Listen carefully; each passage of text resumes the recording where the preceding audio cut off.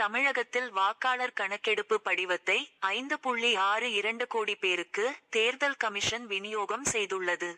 தமிழகத்தில் வாக்காளர் பட்டியல் சிறப்பு திருத்த பணியை தேர்தல் கமிஷன் துவக்கியுள்ளது. முதற்கட்டமாக வாக்காளர்கள் கணக்கெடுப்பு பணி நடக்கிறது. இதற்கான படிவத்தை வாக்காளர்களுக்கு வழங்கும் பணியில் 68,467 ஓட்டுச்சாவடி அலுவலர்கள் ஈடுபட்டுள்ளனர். இதுவரை 5.62 கோடி வாக்காளர்களுக்கு கணக்கெடுப்பு படிவம் விநியோகம் செய்யப்பட்டுள்ளது. இது 87.6% ஆகும். தமிழகத்தில் 6.41 கோடி வாக்காளர்கள் உள்ளனர்.